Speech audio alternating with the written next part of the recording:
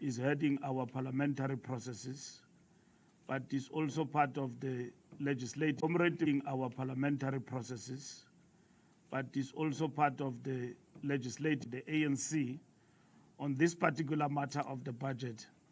Those are the faces you will be dealing with, and the others which will be deployed, faces you will be dealing with, and the others which will be deployed from time to time by the spokesperson and the chief spokesperson, which is myself as the Secretary General, on this particular matter. So these are the guys you'll be looking for in relation to this matter.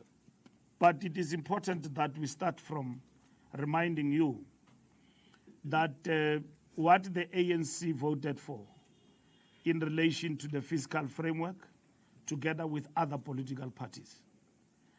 First, the fiscal, it was supported, subject to the strict condition that National Treasury facilitates the receipt of substitute revenue proposals from the committee, together with the corresponding expenditure savings that will form the basis of an alternative revenue instead of one, the proposed 0.5% point increase in value-added tax for 2025-2026 financial year, effective from the 1st of May 2025 in respect of 2026 financial year, effective from the 1st of May 2025, in respect of which the committee has expressed that serious concerns were raised.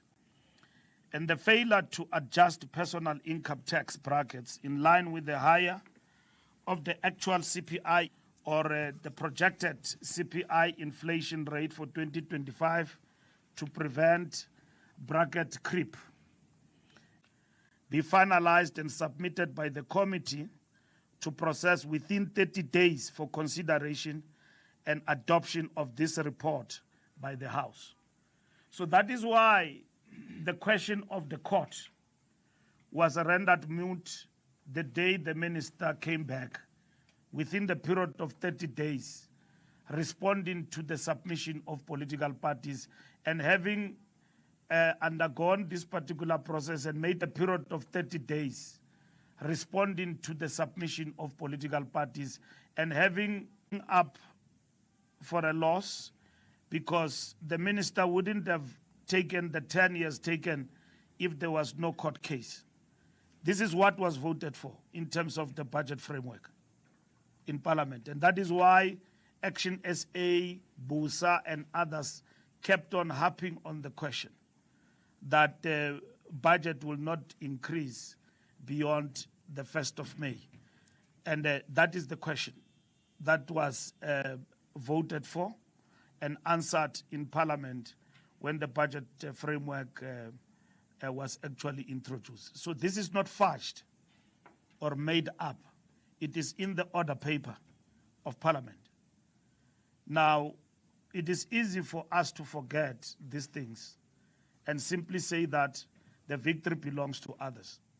And the question before us as the ANC has not been the question of what belongs to us in terms of victory, was what the situation we're dealing with. And we're very happy to engage the media and many other people around that particular question as the African National Congress today. The ANC, therefore, welcomes the formal withdrawal of the proposed VAT increase by the Minister of Finance and setting aside of the 2025 fiscal framework. This outcome is not a legal victory for any party, but a decisive political resolution rooted in consultation, maturity, and the guiding principles of the Freedom Charter, quote unquote, the people shall govern. The ANC remains steadfast in asserting that the work of government must be shaped not by courtrooms and media spectacle, but through democratic consultation, constructive consensus building, and revolutionary responsibility to the people. The political decision to reverse the VAT increase was reached after substantive engagement between the ANC and 10 other parties in parliament, all of whom demonstrated discipline, focus, and patriotic clarity. This includes the Inkatha Freedom Party, Action SA, Pan-Africanist Congress, Rise Mzansi, Build One South Africa, United Democratic Movement, Al Jama, Patriotic Alliance, Good Party, and the National Colored Congress. We salute the collective maturity shown in reaching this outcome, a moment that affirmed that political differences need not paralyze governance, and that principle to cooperation in the national interest is not only possible but necessary. We note that the Minister of Finance has communicated a new process to adopt the revised fiscal framework that will now be tabled on the 21st May 2025. We call on government to ensure that we have a rebel while ensuring the budget remains a tool for inclusive growth, job creation, and economic reconstruction. Many things were good about the budget, and we still believe it's a good budget. Now that VAT increase is off the way, we need to get down to those issues that were good in terms of the budget. It has to be a people's budget that retreat into austerity, nor sacrifice long-term transformation at the altar of technical compliance. Instead, it must be a budget that balances pro-growth policy with pro-poor spending to retain teachers in classrooms, especially in rural and township schools, ensuring continuity in learning and the safeguarding of education gains. Early childhood development in learning and the safeguarding of education gains.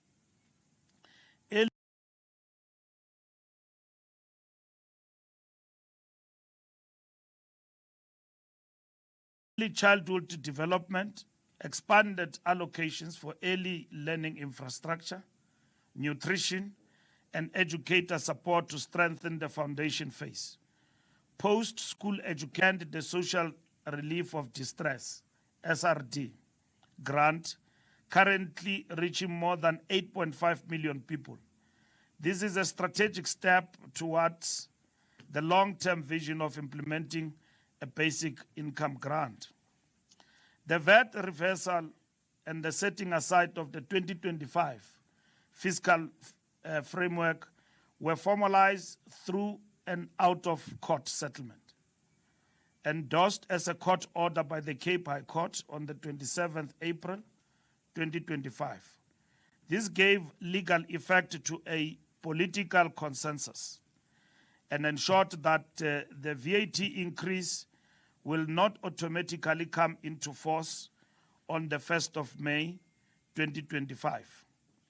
We welcome that Parliament did not concede to any procedural defects, and further note that its processes were in full compliance with the Constitution and the Money Bills and Related Matters Act. However, in light of the Finance Minister's withdrawal of the Division of Revenue and Appropriation Bills and the submission of new revenue proposals, it has become necessary to legally clear the path for tabling a new budget. The Minister will now table the revised budget on the 21st May 2025, and Parliament will adjust its program to ensure full compliance and legislative timelines, finalizing the budget before the end of July 2025. Once again, the ANC has led society through a difficult moment with discipline, political clarity, and maturity. We did not yield to populist noise. We did not collapse under pressure. People, engaged the opposition, and acted in unity with others, and not claim easy victories, to ensure that this budget remains transformative, redistributive, and growth-focused. We will not allow the National Democratic Revolution to be undermined through backdoor austerity, nor will we allow the legacy of the liberation movement to be diluted through short-term compromises. The Freedom Charter remains our lodestar, and this budget reflects that. Let the message be clear. The ANC governs for the people, with the people, and in service of the people. The revised fiscal framework should be a progressive tool that will deliver jobs, strengthen public services, and uplift the poor. As the nation prepares to celebrate Workers' Day tomorrow, the ANC will continue to defend the hard-won labor rights that generations of workers have fought for. We call on our people to join the Workers' Day rallies organized by COSATU throughout the country and other unions, and to recommit to the principles of dignity, equity, and justice in the workplace. Our steadfast rejection of the DA's attempt to use the VAT increase as a political extortion underscores this commitment. Behind the scenes, the DA was not only bargaining for budget concessions, they were pushing for a new labor regime that will allow employers to dismiss workers without due process, dismantle affirmative action, and roll back transformation. We will not relent in defending the progressive league. Never allow the working class to become collateral damage in budget negotiations. Instead, the ANC will continue to champion a growing, inclusive economy that brings more South Africans, especially young people, women, and rural communities, into the labor force with dignity and security. The DA's court challenge against the Employment Equity Act. It is not only a legal maneuver, it is a calculated political stunt launched on the eve of Workers' Day, aimed at reversing 3 decades of democratic gains. Opposed to VAT increase because they are defending the poor.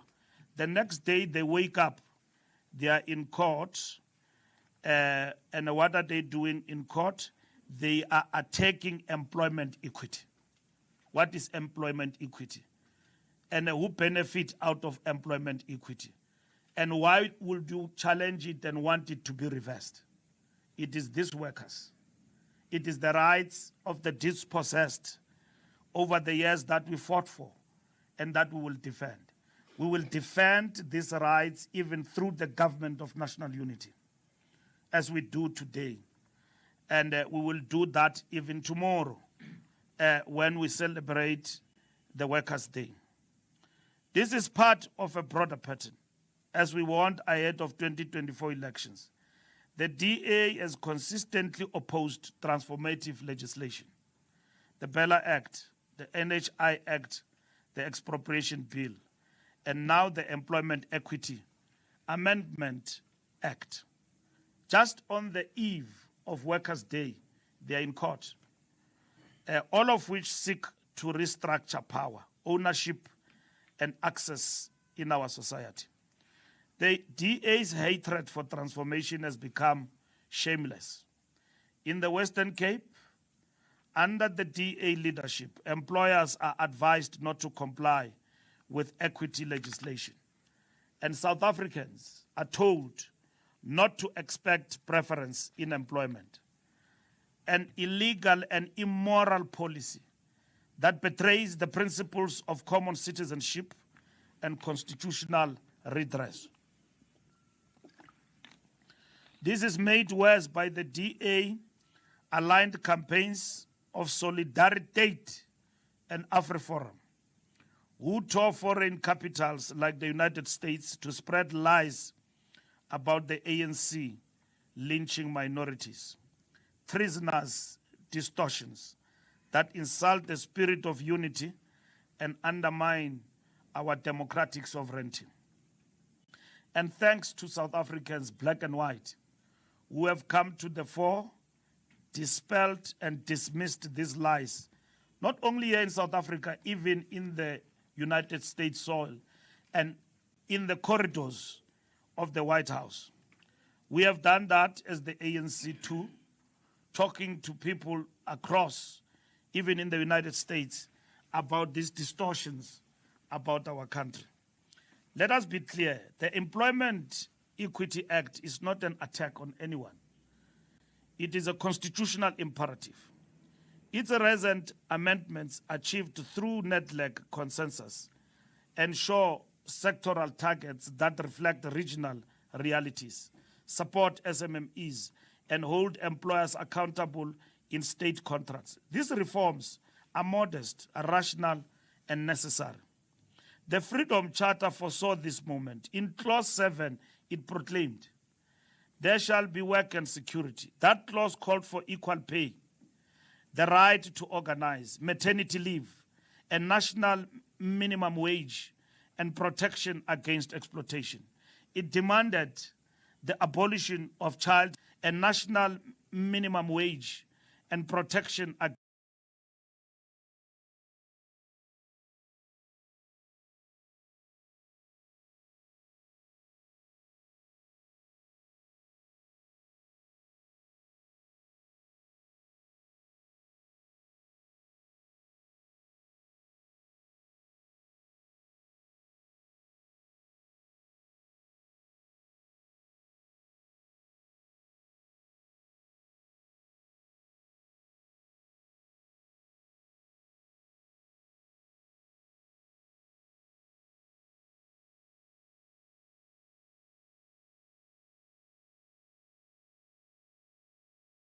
against exploitation.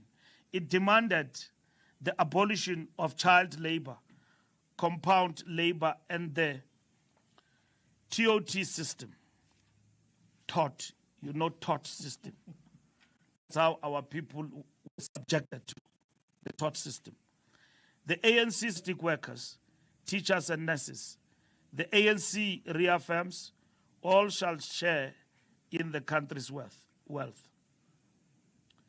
The ANC congratulates the ANC-led government and the Department of Transport for a successful Easter Road safety campaign. I saw somebody disputing this even when they were presented with facts. The country is changing for the better. People are not used to good things. The carnage on the road is being reduced, and many good things are happening in our country, not horrible. Many good things are happening in our country, and things are happening. You look at the electricity. We're overcoming the difficult struggles that we've been waging against difficult, stagnant, and stubborn challenges that we've faced over the years. And one of them is this road carnage on our roads. This is a moment of both celebration and reflection. And it's not for the ANC, it's for South Africans to recognize that the call is sinking. It means me and you who are on the road, who are believing in the message. How many years after Arrive Alive was launched, that today, without a holiday, without COVID, only in COVID, I was a minister, we celebrated the reduction of road carnage because not so many people were on the road. Today, people went to Moria, they went to different parts of the country, traveling to the beaches, and they drove in our roads. And yet we register the highest number of reduction of road fatalities. And that tells a story that me and you and our people are part, who are very much part of this particular campaign and the center of it. The message is sinking. A recognition that effective government action combined with public cooperation can save lives and promote a culture of responsibility. Working together, we can do more. At the same time, we extend our heartfelt condolences to families who lost loved ones during this period. Your loss is our collective pain. We remain committed throughout the year to ensure fewer families face this sorrow. The struggle continues, and through this people's budget, we deepen the path to a more just, united, and prosperous South Africa. I thank you. Thank you very much, Comrade SG. I will at this stage take questions. I'd like to start this side. We will direct some of the questions, most of the questions, to comrades who are seated here with me. Whilst now that the SG has read the statement, the SG will come back and provide a response to some questions and also a summary. But let me take the questions. I'll start with you, my sister, to right at the corner, followed by Sunday Well, followed by... I have two questions for the ANC. What lessons has the ANC learned over this whole budget debacle? And given the opportunity to do things differently, what would the ANC do? The second one is there's been calls for the minister to resign. I'd just like to get your comment on that. Thank you very much. Sunday Well. Thanks, my name is Mawande. Sunday Well. Probably as a starting point to emphasize the question of my colleague Amanda, the last question, to be more pointed, if you say Minister Odoma must not resign with the way of the ANC, what are the reasons thereof? Do you accredit because I mean it can be both can be right. It can be right, the ANC can be right, and Minister Kodongwana can be right in this saga. One must be wrong, and if it is Minister Kodongwana, must he fall? If you say he can't fall, must the ANC fall? And then what is the update on the dispute lodged on the Limpopo regional issue of the SRD grant, and which will ultimately become the basic income grant? People say this is a language of a party that doesn't have a real plan to create sustainable employment, because I'm sure all of us would agree that a welfare state is not something that we should be espousing of 30 years and counting into a democratic dispensation. What do you say to those critics? It's not me, it's critics. I'm just representing their views. And then and then Mr. Mbalula, you also say that you will not allow the NTR to be undermined through backdoor austerity. Who is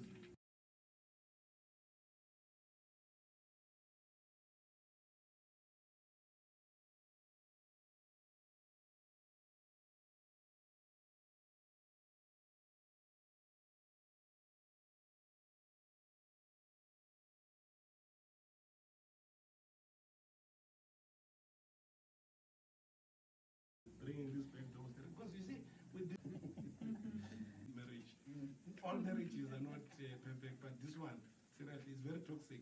But you continue with such people. Why don't you just dump the DA and see if, I'm not saying choose MKP or EFF, choose someone. By the way, I've done the numbers. You can govern without the DA, MKP, and EFF. Why don't you take that option? Thank you very much. Thank you very much. I see your colleagues are fascinated, but I will proceed. No, it wasn't City Press, it was SABC, followed by... Yeah, but we need